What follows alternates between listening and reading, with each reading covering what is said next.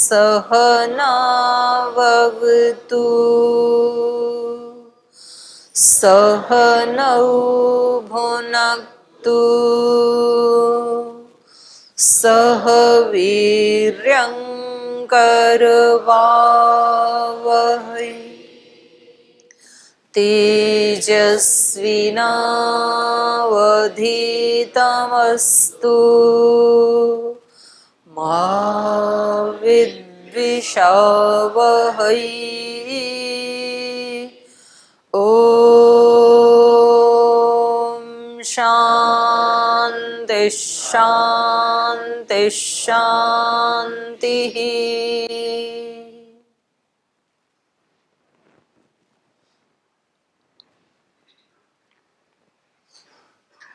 बहुत ही सुंदर प्रसंग चल रहा है ये गीता में। प्रसंग ये चल रहा है कि अपने कर्मों को करते हुए कैसे हम उस ब्रह्म को प्राप्त कर सकते हैं,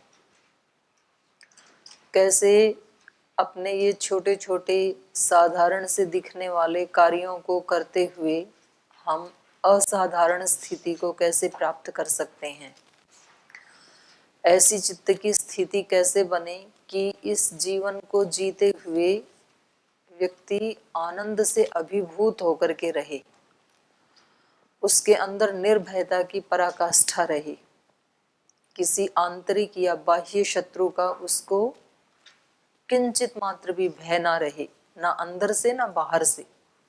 ऐसी निर्भयता की स्थिति, ऐसी ज्ञान की स्थिति, ऐसी प्रसन्नता की स्थिति कि वो हर पल ये उद्घोष कर सके अपने मन में कि कैसी भी स्थिति आ जाए, मेरे अंदर सब स्थितियों को हैंडल करने की, टैकल करने की शक्ति है, कुछ भी सामने आए।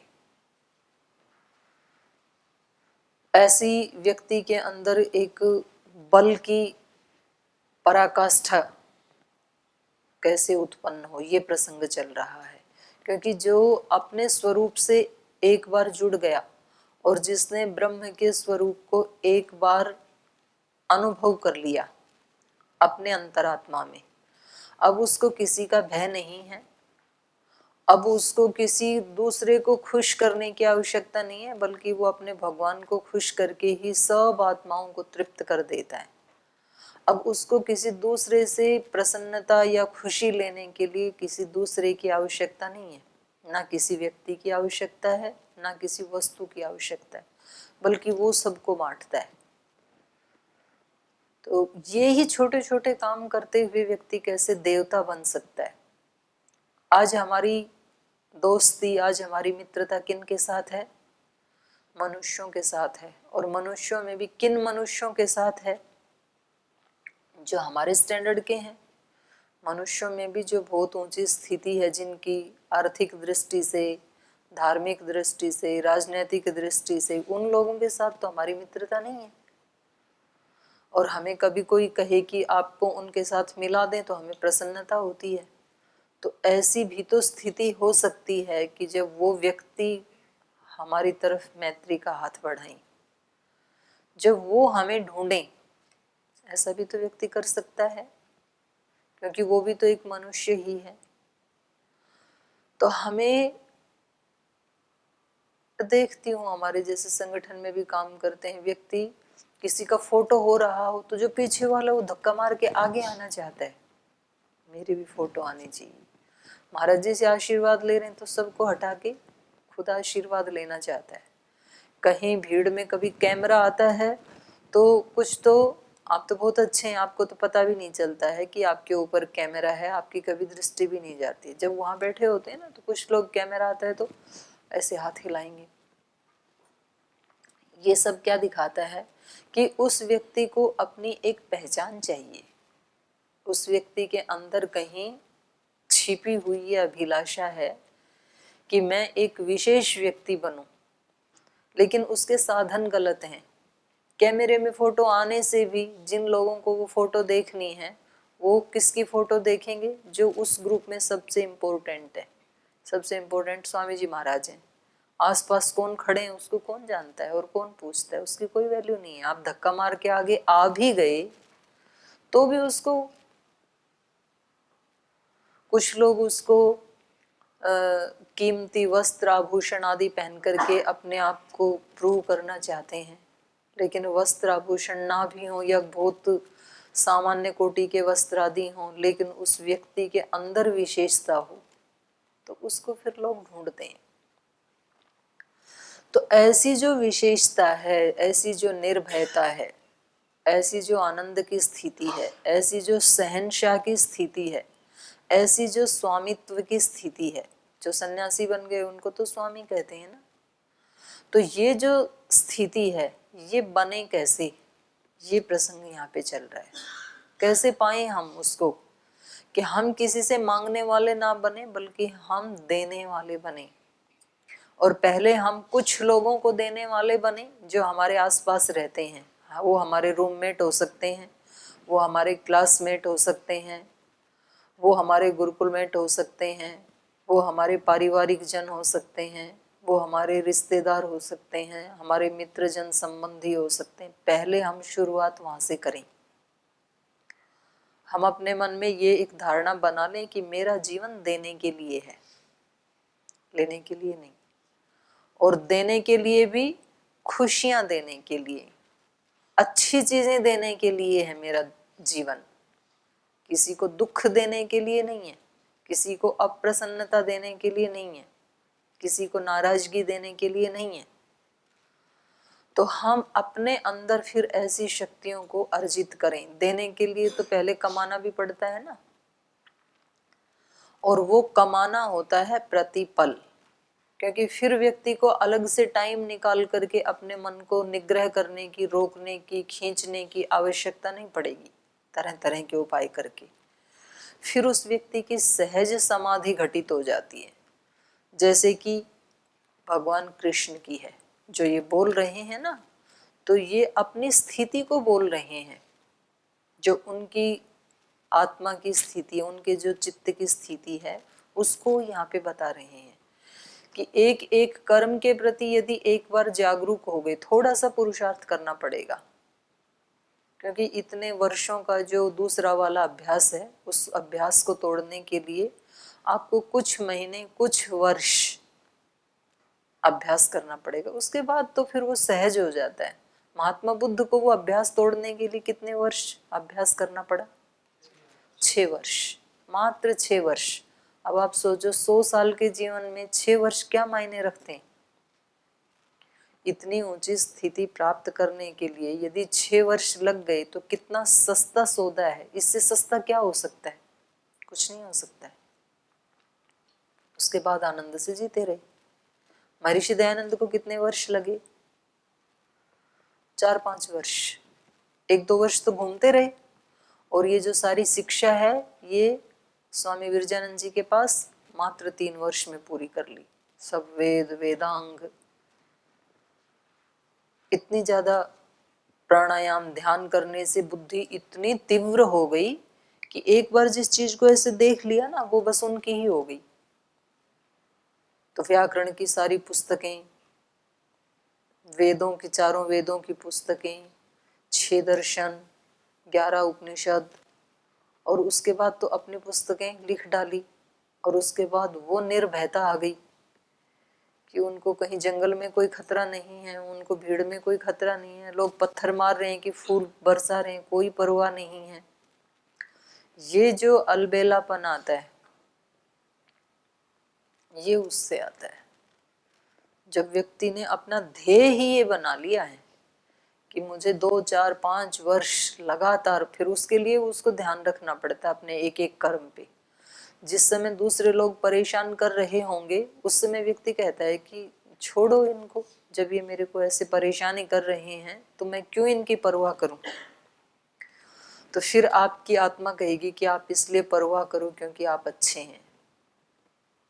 आपको उनका जवाब जैसा उन्होंने किया वैसा नहीं देना है, आपको उसका जवाब आपके व्यक्तित्व के अनुरूप देना है।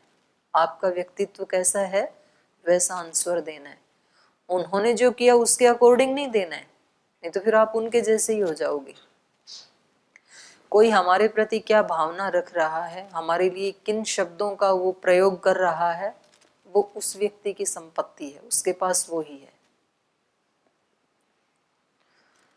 वो एक श्लोक है ना, दीयते तद ही दानम न तु शशक विषाणम कोपि कस्मै ददाति। श्लोक याद है?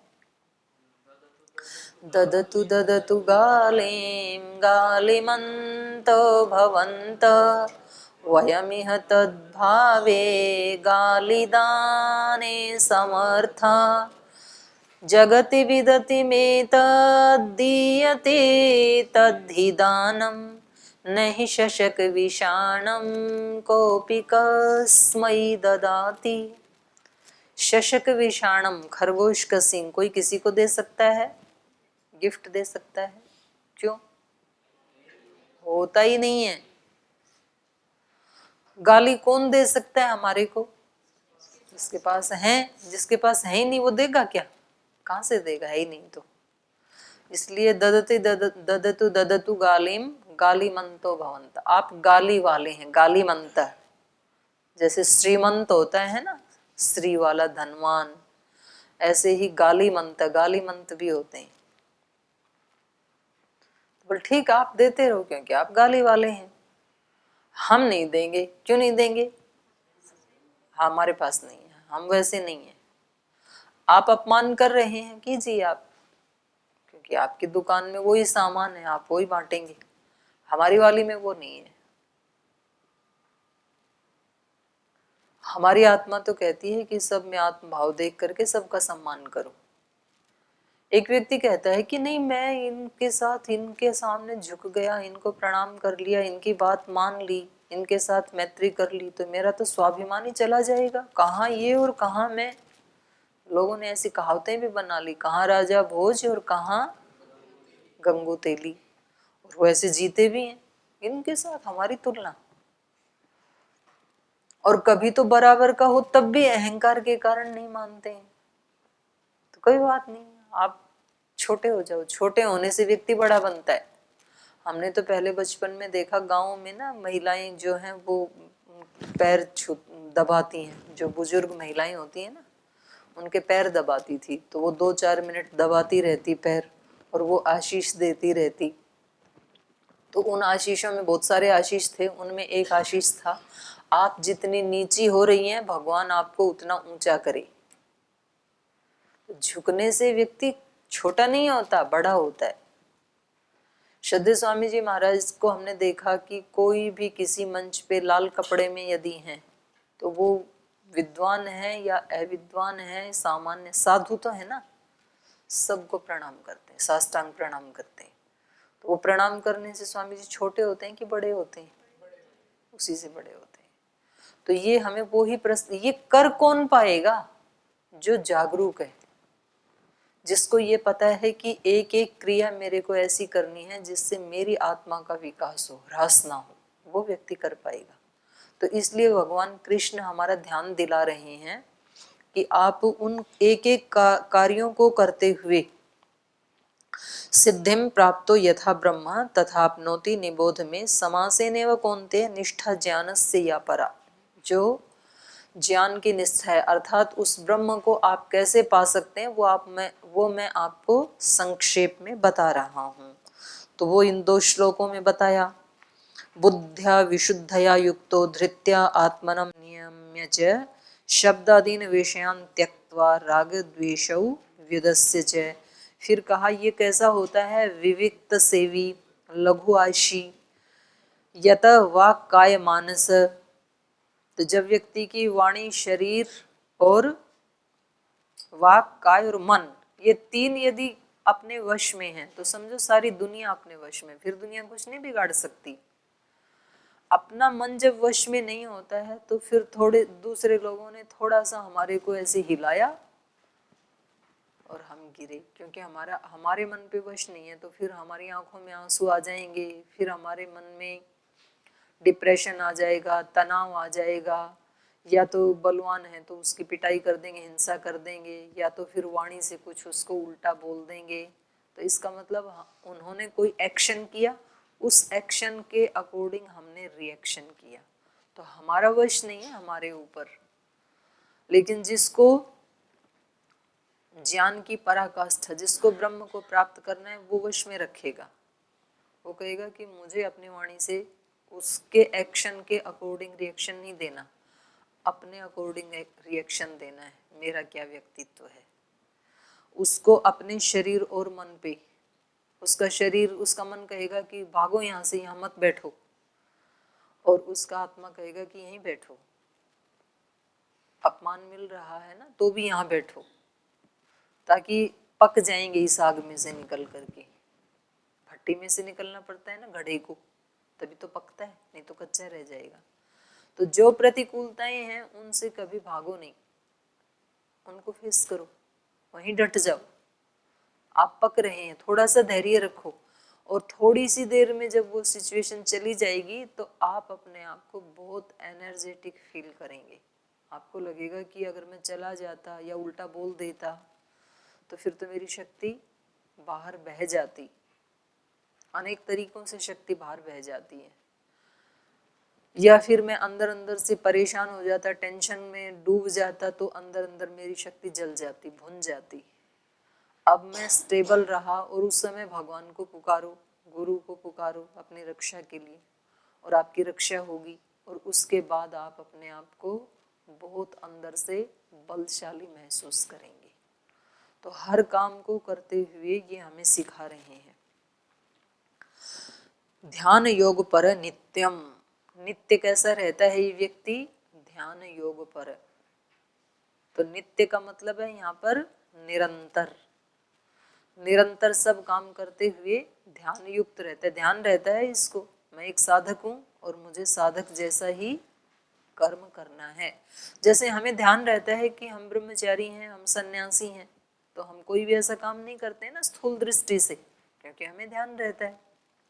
ऐसे ही जिसको ब्रह्म की प्राप्ति करनी है, जिसको आत्म साक्षात्कार करना है, जिसको जीवन मुक्ति को प्राप्त करना है, जिसको अपनी आत्मा को बलवान बनाना है, जिसको पूर्ण योगी बनना है या योगिनी बनना है, तो वो कैसे रहेगा? ध्यान योग पर नित्यम। वो हर कर्म में ध्यान युक्त रहेगा। तो इसलिए तो बड़े तो पहले ही सिखाते थे, ध्यान से जाना, ध्यान से खाना, ध्यान से बोलना। जैसे आप कक्षा में कभी बोलते हैं तो आपको यहाँ सिखाया जाता है कि नहीं, ऐसे नहीं बोलना, ऐसे बोलना, ध्यान से बोलो, क्योंकि छोटी छोटी त्रुटि होंगी तो फिर वो वैसे वैसे त्रुटि करने की, वैसा वैसा व्यवहार करने की आदत बन जाएगी। यहाँ छोटे छोटे बच्चों को भी सिखाया जाता है और वो वैसा सीख रहे हैं, छोटे भी सीख रहे हैं, बड़े भी सीख रहे हैं। तो सब उस योग की तरफ, योगी बनने की स्थिति की तरफ आगे बढ़ रहे हैं नित्य निरंतर। वैराग्यम सम उपाश्रितः, और आश्रय किसका लेना है? वैराग्य का। नहीं तो मन में यदि राग आ गया ना संसार और संसार की वस्तुओं के प्रति, तो फिर ये पढ़ाई और ये सारे शास्त्र आदि तो लुप्त से हो जाते हैं। इसलिए वैराग्य का आश्रय लेकर के रहें। जैसे धरती का आश्रय लेके हमारा स्थूल शरीर रह रहा है, धरती के बिना हम नहीं रह सकते ना, ऐसे ही अंदर से जो हमारा सूक्ष्म व्यक्तित्व है वो किसके आश्रय में रहे? वैराग्य के आश्रय में रहे। वैराग्यमेव अभयम, क्योंकि वैराग्य ही एक ऐसी चीज है जो अभयता प्रदान करती है। और अभयता दिव्य गुणों में सबसे पहला गुण है। अभयम सत्व संशुद्धि। जो व्यक्ति निर्भीक नहीं होगा, अभय नहीं होगा, वो किसी बड़े कार्य के लिए कभी छलांग नहीं लगा सकता है। तो किसी किसी व्यक्ति को, क्योंकि ये एक छलांग ही है अध्यात्म में,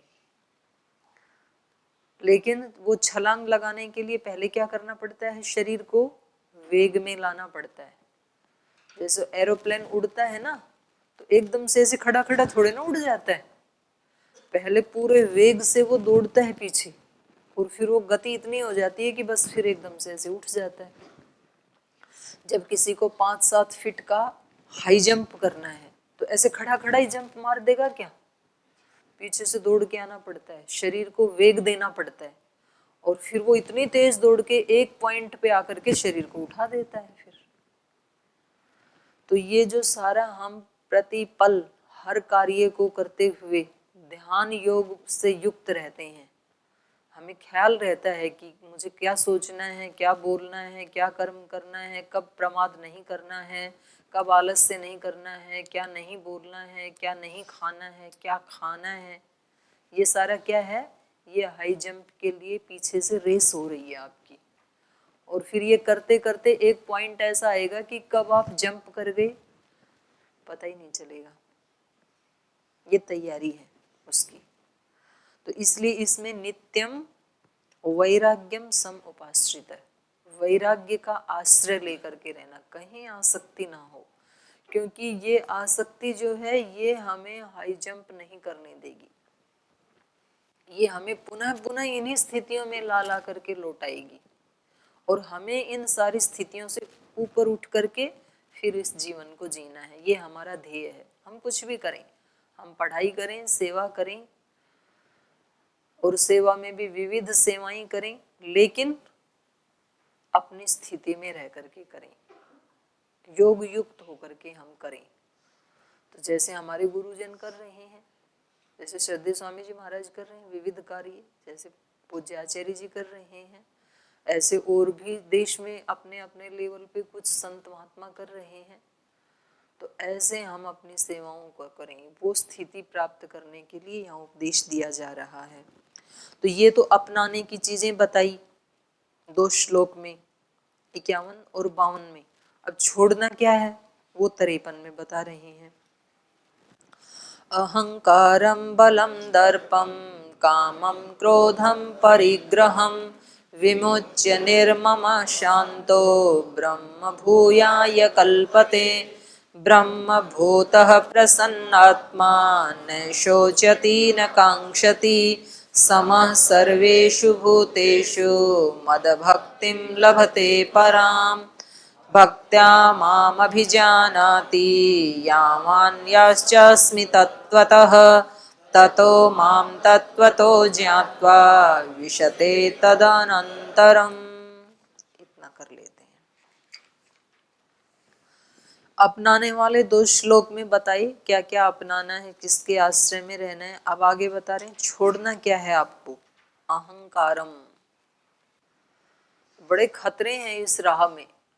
थोड़ा सा व्यक्ति संभल के चलता है, थोड़ी सी उससे उपलब्धि होती है तो तुरंत फिर उसको अहंकार आ जाता है।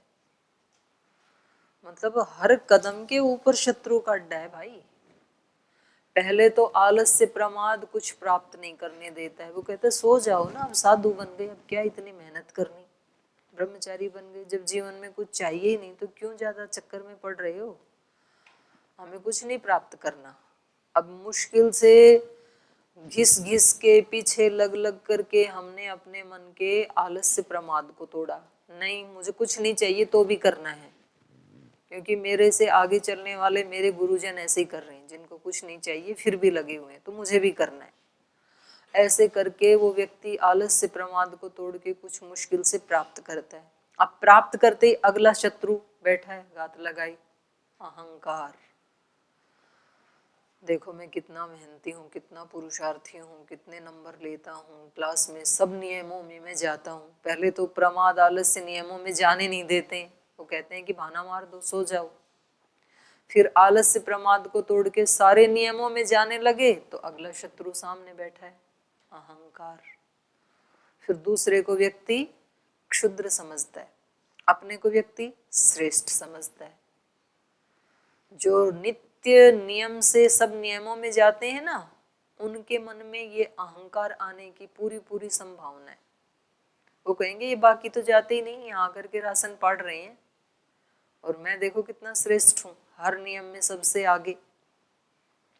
तो इससे सावधान रहना है। हमें दूसरे का देखना ही नहीं है, हम इसलिए कर रहे हैं क्योंकि वो हमारा कर्तव्य कर्म है, और कर्तव्य कर्म को हम कर रहे हैं, इसमें काहे का अहंकार, मुझे करना ही चाहिए। तो सारी दुनिया कर रही है अपने कर्तव्य कर्म को। सूर्य नहीं कर रहा है क्या, चंद्रमा नहीं कर रहा, पृथ्वी नहीं कर रही, वायु नहीं कर रही। तो जब ये इतनी बड़ी बड़ी दैवी शक्तियां अपने कर्तव्य कर्म को कर रही हैं तो मैं तो इतना छोटा सा इस ब्रह्मांड में एक अंश हूँ जिसकी कोई गिनती भी नहीं है। इतने बड़े देश में, इतनी बड़ी दुनिया में सब अपने अपने कर्तव्य का पालन नहीं कर रहे हैं क्या?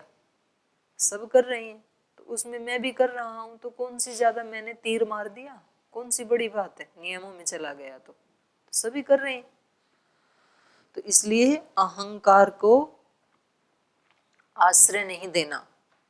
बलम, बल का मतलब है यहाँ पर अगले वाले से जुड़ा है ये। बलम दर्पम, घमंड वाला बल। दर्प अभिमान, अभिमान का भी बल होता है व्यक्ति में, तो उसको छोड़ना है, उसको बलशाली नहीं बनाना। दर्प को, उसको कम करना है, उसको पुष्ट नहीं करना है। तो बलम दर्पम, कामम, कामनाओं का, क्रोधम, क्रोध का। क्रोध आता ही तभी है तब जब कामनाएं पूरी नहीं होती हैं। तो जब हमें बुरा लगता है, गुस्सा आता है, क्रोध आता है, इसका मतलब हमारी मूल में कोई कामना है। क्रोध को हम कैसे पहचानेंगे? ये क्रोध है। क्रोध को कैसे पहचानेंगे? ये क्रोध है। क्या होता है? क्रोध आता है तब कैसे पता लग? अंदर से पता लगता है कि बाहर से पता लगता है? बाहर कैसे पता लगेगा? हाव भाव बदल जाएंगे, वाणी का लहजा बदल जाएगा, ओष्ठ बदल जाएंगे, चेहरा बदल जाएगा, आंखें बदल जाएंगी, सब बदल जाता है बाहर से भी। और अंदर से, अंदर से भी प्रशांत वाहिता नहीं रहती है चित्त की। चित्त बिल्कुल ऐसे डगमगाने लगता है। तो तब हमें उस समय नहीं पता लगेगा, तब नहीं सोच सकते हैं हम कि इसके पीछे कोई कामना है। क्रोध के समय नहीं सोच सकते, उसके आगे पीछे तैयारी करनी होती है। जैसे अभी क्रोध आ गया तो ये तो आ ही गया ना, अब नहीं सोच सकते, अब इसके बाद सोचना है फिर कि आगे दोबारा ऐसी स्थिति आने से पहले, जब, क्योंकि आज मेरे को क्रोध क्यों आया? प्रतिकूल परिस्थिति थी इसलिए आया। तो प्रतिकूल परिस्थिति आज ही आई या कभी फिर भी आ सकती है? कभी भी आ सकती है। जीवन में सैकड़ों बार, हजारों बार आ सकती है, और आएगी और आती ही है। तो अब मेरे को सोचना है कि इस परिस्थिति में जो मैंने आज आचरण किया, इसके स्थान पे और दूसरा आचरण कौन सा किया जा सकता था? क्योंकि बताना भी पड़ेगा, चीजों को तो ठीक तो करना ही पड़ेगा ना। अब कोई माँ बच्चे को ना सिखाए, बच्चे पे क्रोध ना करे, तो बच्चा सीखेगा ही नहीं। और बच्चे ने आज जो प्रतिकूल आचरण किया, तो ये तो कोई गारंटी नहीं है ना कि आगे नहीं करेगा। वो प्रतिकूल करेगा, वो रोज ही करेगा। गुरुजन अपने शिष्यों को सिखाते हैं, उनके ऊपर गुस्सा करते हैं, तो जरूरी थोड़ी है कि आज सिखा दिया तो आगे शिष्यगण त्रुटि करेंगे ही नहीं, करेंगे ना। लेकिन ये देखना है कि आज जो मैंने बताया, उसको बताते समय मेरा भी अंतःकरण विचलित हो गया था या वो बिल्कुल स्टेबल था? स्टेबल रहते हुए यदि बताया तब तो ठीक है, और यदि उनके साथ साथ मेरा भी सब कुछ बदल गया, मेरा हाव भाव भी बदल गया, चेहरा भी बदल गया, वाणी भी बदल गई, अंतःकरण भी बदल गया, और मैं ही अंदर से परेशान हो गया, तो फिर अब मेरे को उसके बारे में सोचना है कि इसकी बजाय और क्या क्या ऑप्शन हो सकते थे मेरे पास। मैं अपने आप को पहले स्थिर करके और फिर भी तो बता ही सकता था उनको। तो ठीक है, फिर इससे तो ये वाला ऑप्शन अच्छा है, जो आज किया इससे अच्छा ये वाला ऑप्शन है, ऐसा कर सकता था। तो अब अगली बार कोई ऐसी परिस्थिति बनेगी तो मुझे उसको इस तरह से बताना है। अब ये व्यक्ति तैयारी करेगा तो जरूरी नहीं है तैयारी की है वो उस समय काम आ ही जाएगी। हो सकता है तैयारी करने के बाद भी फेल हो जाए, तो फिर दोबारा करनी है, फिर तिबारा करनी है। पर यदि ये व्यक्ति जागरूक है तो 2, 4, 5 बार में फिर इसका अभ्यास हो जाएगा।